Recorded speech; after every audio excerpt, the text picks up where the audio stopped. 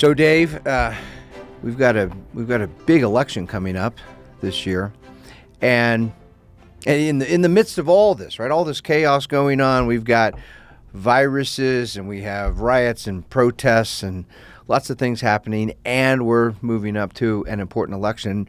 One of the things that we've noticed is we seem to have developed a kind of a cult of personality in our politics, really a politics of personalities rather than politics of principles. Now, we're in a self-governing republic. We have elections, and so personalities have always mattered, going all the way back to the very first election of George Washington. It mattered whether people liked Washington or didn't like Washington, right? But it seems we've really swung to one extreme where the only thing that matters for many voters, not everyone, but for many voters in the United States, the only thing that seems to matter is the personality of the politician, right? Whether they like the style and manners and other personal traits or not. It seems like, and I'm curious if you agree with this, it seems like both our government and our politics has become unmoored, disconnected from anything beyond politics, anything beyond our government, any principles, any ideas, anything like the Constitution that we, something bigger that was permanent that we could use to measure and judge politicians and government and policies and laws by. And so it seems we're kind of free floating out there. People attach themselves emotionally in a way to individuals. And I suspect that's kind of part of, that includes partisan affiliation as well. One of the things I've noticed, we have Black Lives Matter out there. They're gaining a lot of steam. They have a big influence. They're a big part of the national conversation right now. And my understanding is at the center of their concerns are these terrible episodes, sometimes caught on video, where white police officers will be abusing, hurting, in some cases murdering Black Americans. And all of this is connected to the increase in the police state in the United States, the militarization of the police, all of which is part of the larger war on drugs, which has been going on for 50 years. And I've noticed in the 1980s and 90s, there was an influential United States senator named Joe Biden, who personally, as a senator, he either supported or in many cases actually authored many of the laws that increased the power of the police and also shielded the government at the same time, which has been a disaster for many Black Americans. I mean, those laws that Joe Biden authored were the very laws that have resulted in huge spikes in the numbers of young Black Americans being incarcerated. And yet today, if you mention that to people in Black Lives Matter circles, that Joe Biden is the guy who's really responsible. He's one of the guys responsible for millions of young Black men being in prison. Many people just kind of shrug that off and don't care because they like Joe. They like his personality better than they like the personality of Donald Trump. Right. And that seems to be a kind of cult of personality, and it worries me. Well, I think we've gotten to a point where it's become people are voting in large part, and I'd argue this is across the spectrum, right? There are two types of ways that people are looking at this. One, they want to feel like the person in office is just like them, right? And I think part of that might be a result of some of the things we've seen in social media where we have people, my opinion is right. If you're wrong, you're ignorant, right? My opinion is right, and if you don't agree with me, you're wrong, you're ignorant, you're racist, you're this, you're that, the other. And so I want to vote for somebody who I think is just like me. Mm-hmm. Right. And some people see, Joe Biden, and I see myself in Joe Biden. I saw myself in Barack Obama. I saw myself in Bill Clinton. I think this goes all the way back to Clinton. I remember during that election, all they talked about was his daily trips to McDonald's. And how big a deal that was to some people that, Bill Clinton eats at McDonald's too. Right. I like that guy. I can relate to him. Honestly, it probably goes back even farther, like to Reagan. I mean, there was something about that Reagan, right? Reagan presented himself in a very A very friendly way that resonated with a lot of people. He was famous for he'd sit there and eat jelly beans during really high end important presidential meetings, and so people could relate personally. And I agree that's become a bigger part of our politics. And I think Reagan, part of it was they could relate personally, but part of it was the other thing that I was going to talk about, and that was just they want to vote for the person they think is the cool person, right? Politics, to an extent, has become this popularity contest, like homecoming king and queen in high school, right? It's who's the person who's really cool that I wish I could go hang out with on a daily basis. I want the person in office to be that cool guy. And Reagan, for a lot of people, was that cool guy, right? In some ways, he represented their beliefs. In some ways, he represented who they wanted to be. But in some ways, it was just, he's the cool guy, and I want to be that. Clinton, the saxophone, the all of that. He's the cool guy. And the king of all of them was Barack Obama, right? Barack Obama, I had so many Democrats tell me over the course of his 8 years, I would ask, what has he done that you've liked? What has he accomplished? What has happened? What has made the country better? Is your life better because of him? We talk about one of the slowest Would they say, recoveries. well, he took over the health insurance industry? Was that one of them? The answer was, yeah, but he's so cool. Yeah. And it's sort of fascinating to reflect on our constitutional order, our constitutional republic. Now, when the Constitution was written and the founders were thinking about what this would look like, creating a government of very limited constitutional powers, staffed largely with elected representatives of the people, technology was in a very different place. Right. And I would argue a big function of what you're describing here is changes in technology. I mean, think of what happens, for example, when the TV becomes, when every home or almost every home in the United States now has a TV. They can see the president or they can see candidates with their eyes. I mean, I'm thinking of those famous debates between John F. Kennedy and Richard Nixon, I was thinking the same thing. in which for the first time, like up close visualizations of their face and the fact that, Nixon was sweating, right. When he probably shouldn't have been. Those kinds of things seem to matter now more. I'm in my mind, I'm contrasting this with, the most famous debates in American history are debates I'm very familiar with between Abraham Lincoln and Stephen Douglas in the fall of 1858. Neither of them were particularly attractive, not physically attractive men. I mean, right. Lincoln was famous for being gangly and ugly in his face, and his hair was always sticking up in wild ways. Douglas was this little stubby. He was like 5'4", big and round and rotund. I mean, right. Nobody looked at either of these guys as sex symbols. Let's be honest. and yet they would get up there for 3 hours. They were both smart as a whip. And I want to make sure and give credit here to Stephen Douglas. He certainly held his own against Abraham Lincoln. In fact, in that election, they debated in the fall. There was an important election for the United States Senate. Stephen Douglas won the election. So he performed well enough in those debates to get reelected to the Senate. And they were talking about abstract ideas, principles of moral right and wrong. They were talking about fundamental principles of economics. They were, of course, talking about the Constitution, what powers the Constitution granted to Congress and what powers it did not, important recent Supreme Court cases, whether the Supreme Court got something right or wrong and why. They were very lucid and they were very articulate about these things. And that was attractive to thousands of Americans. I'm not saying all Americans walked in as constitutional experts or economic experts or experts in moral philosophy. Right. But knowing that those were going to be discussed in depth for 3 hours, that attracted large numbers of people. Those debates, there had never been anything like this, not in American history, and so far as I know, not in world history, where candidates for a political office debating, there would be thousands, and in some cases over 10,000 people.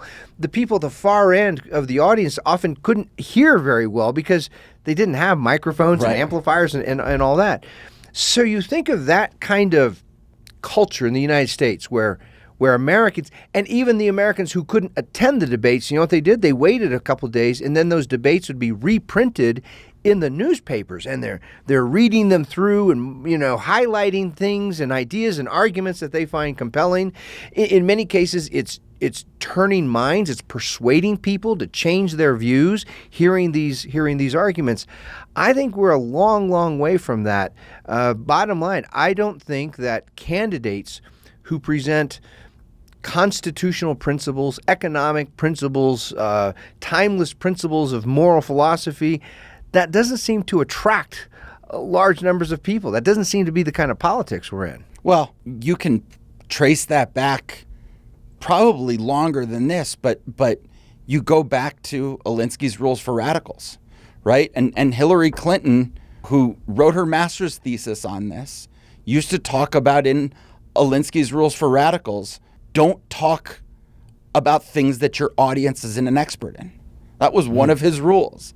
He said, focus on the things your fans, your fanatics, the people who are your biggest supporters, focus on the things they're experts in. And I'm not quite sure. I don't want to claim to be an expert on Alinsky's history. Right. I don't know if he was creating these rules or if he was the philosophic mind observing these rules and putting them on paper. These things could have been older than he was. They probably were, in fact, older than he was. Well, I was going to say there's a lot of Machiavelli in Sure. the old Italian, right, from the 16th century. There's a lot of Machiavelli in Alinsky, so it's not like he made these things up from scratch. But certainly he's observing them and he's compiling them into a little rule book. And when I hear you talk about repeating Alinsky's lesson there, what is it that large numbers, large mobs of people, what is it they are most expert in? Their own feelings, right, their own emotions. And so you can just see how this just drives the politics of emotion, which then fuels this personal kind of attachment, right? I'm the politician. Here are my feelings. Does that resonate with your feelings? We all, and I'm using this word very purposefully, yes, right? We all feel the same. We feel together. That's our connection. It's an emotional connection. It has nothing to do with the Constitution. Has nothing to do with any moral or economic principle. It's this emotional bond that fuels a cult of personality. And people want to express the way they feel. And I think largely as human beings, I don't think this is unique to Americans or any other civilization. I think as human beings forever, we often struggle to express our feelings, express our emotions, express clearly and articulately how we feel and what we want out of something. And because of that, what we've seen is that cool politician, that politician that I was talking about, that person's cool. They're also cool because they're effectively talking about what I'm feeling. Right. They're the ones who have figured out how to talk about, I feel this way, but I don't know how to voice it.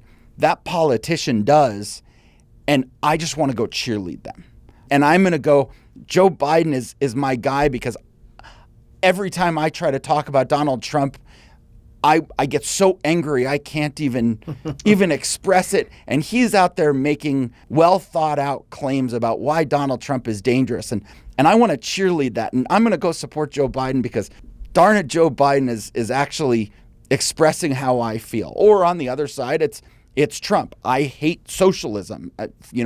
For me, this idea of moving towards socialism is a feeling that bothers me, right? Right. And I don't necessarily have the platform that Donald Trump has. So for me, when Donald Trump is willing to go out and say the United States will never be a socialist country, I want to cheerlead that because that's the closest thing I have to somebody with a soapbox to be able to actually express that. So if I were to ask you to survey the American people, like that last comment there, you're really talking about, you're cheerleading for the principle.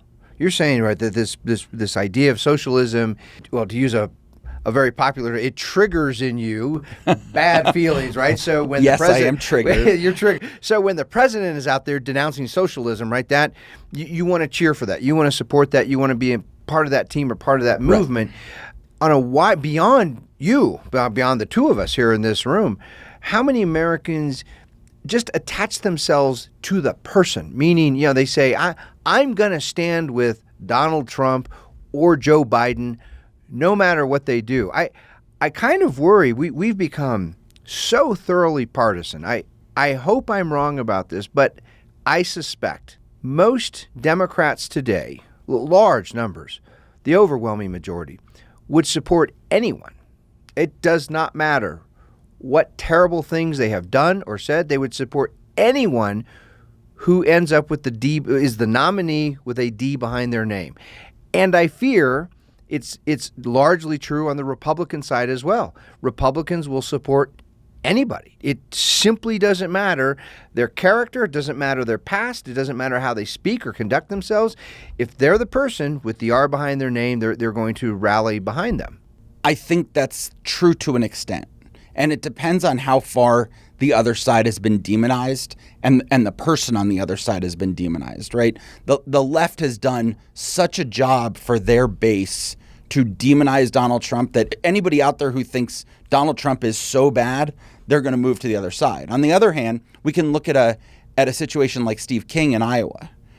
I think Steve King is his name. Steve King in Iowa was the one who came out with some hateful, racist remarks, and within days, the leaders in the Republican Party removed him from every committee he was on in Congress, and now they're having his reelection, and he's got two primary opponents. He's getting less than 1% of the vote.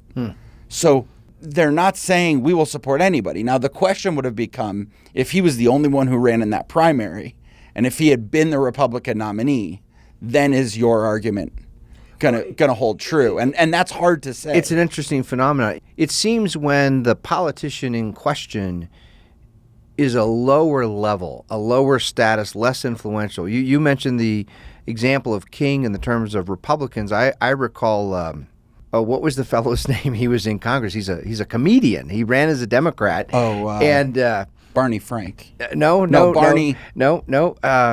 Al Franken. Al Franken. And Frank, I was close. You were Frank, close, very close.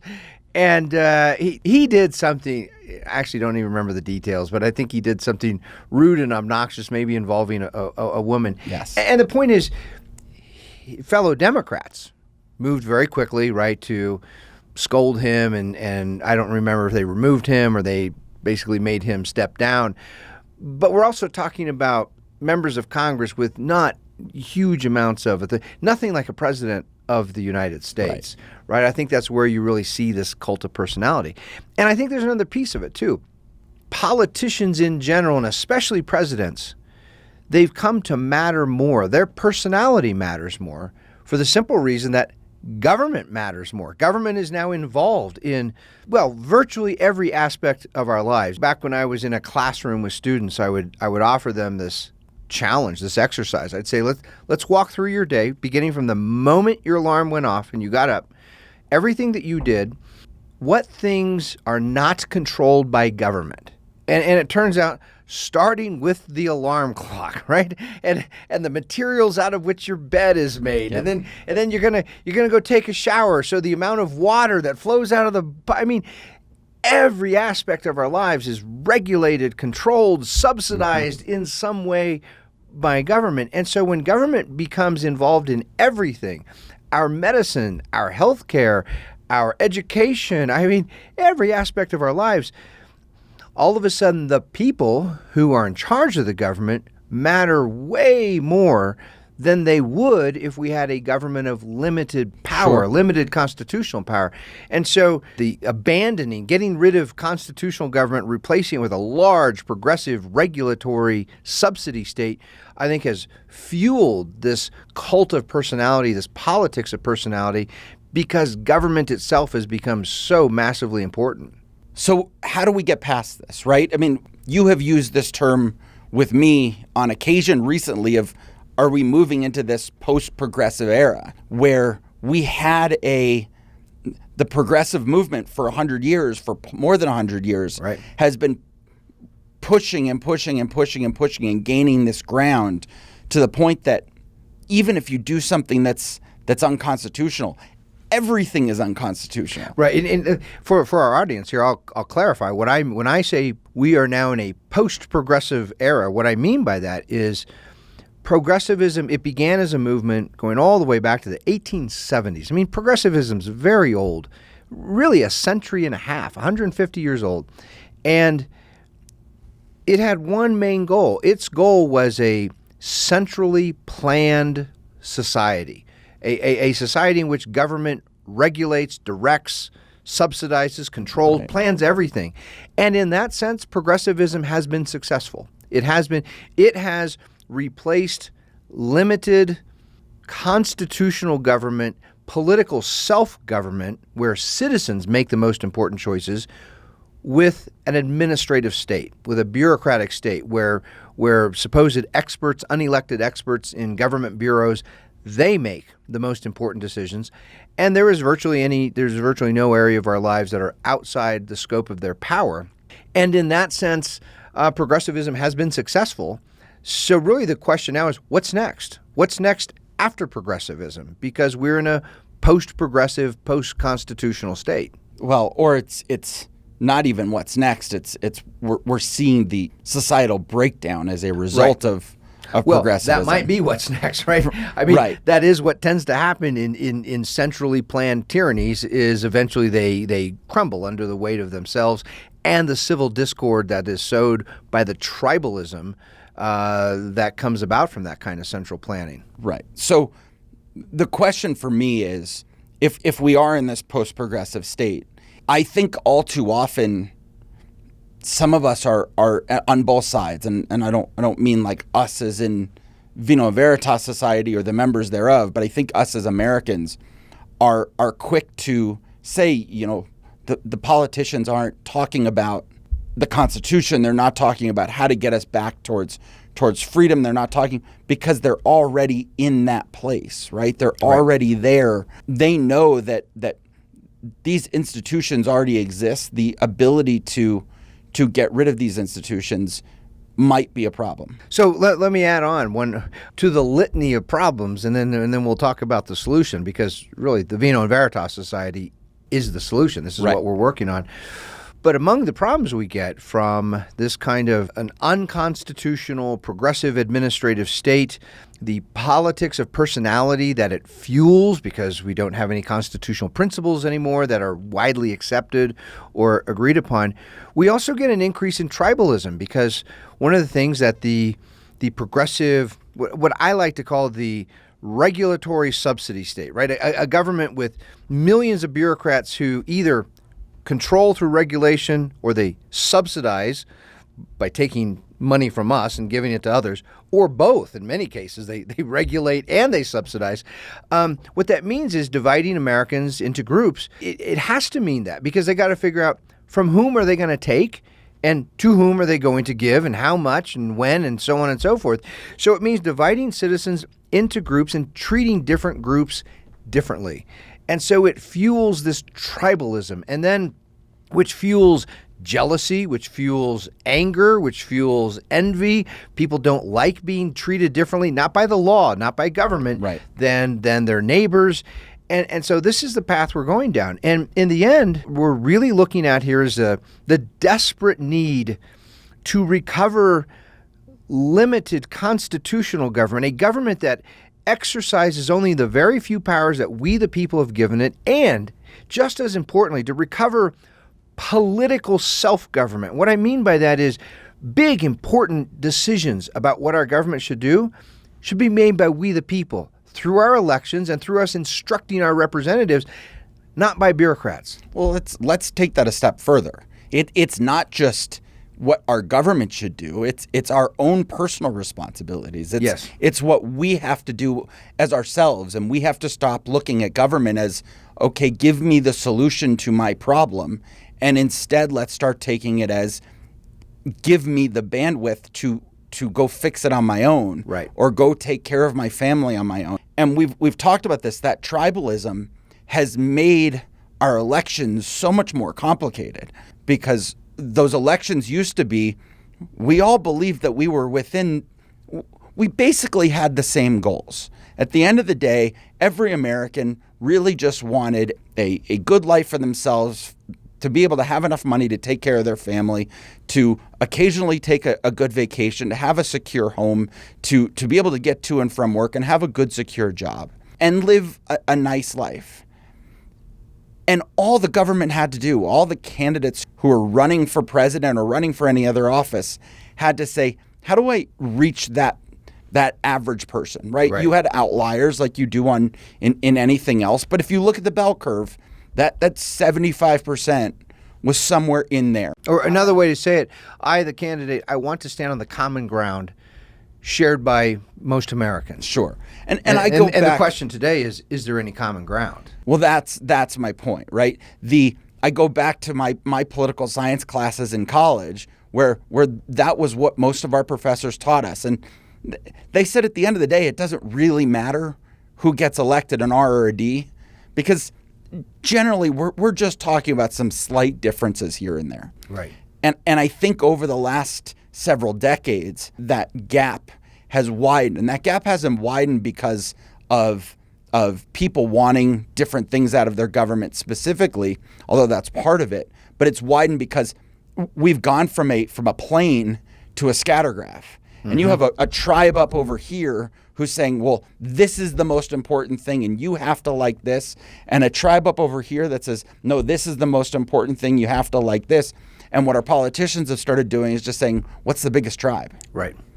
Or how do I get enough tribes to support me? And really the solution there, the only solution to get enough tribes to support me is to get the other candidate to be bad. Right? It's the negative campaigning. And so we see the unconstitutional administrative state and tribalism, fueling tribalism, which fuels the cult of personality, the politics of personality, which then fuels the kind of political discourse. I mean, the bottom line is we don't have candidates out there, not many. There are some exceptions, but not many, and not many successful ones out there talking about constitutional government, the Constitution, because there's not a big appetite for it. I mean, these guys know, right? They do their polling. They know what Americans are thinking about, what they want to hear about. And there's not this widespread demand for constitutional government. So what that means, if we're going to move away from this culture of cult of personality, which is a form of identity politics, something you and I might touch upon in some later discussions, the solution is to recover a constitutional government, to recover the art and the responsibilities of self-government, and that requires really a cultural transformation. And ultimately, that's what the Vino Veritas Society is all about. Right. I think what's interesting is you hear Donald Trump to a certain level actually going after the principles, but he doesn't make constitutional arguments. He's not out there saying, constitutionally, this is what's important and we need to all believe in this. Right. He's on the attack because he's got to do the same thing, right? The only way to win elections is to demonize the other person so enough tribes want to support you. So he's putting it all on socialism. He's saying we are getting so far away from the Constitution. If you vote for somebody on the left, we are getting further and further away from the Constitution, and so further down the road of socialism. Of socialism, right. of the progressive movement that started us that way. So I'm going to wrap it up here, Dave, by saying it's more important right now, more important than ever in American history, for us to have guardians, and lots of them, many guardians of the American idea, which is the centerpiece of the Vino Veritas Society. It's why we say no sumos custodes. We are the guardians. Until next time, we'll keep fighting that fight. All righty.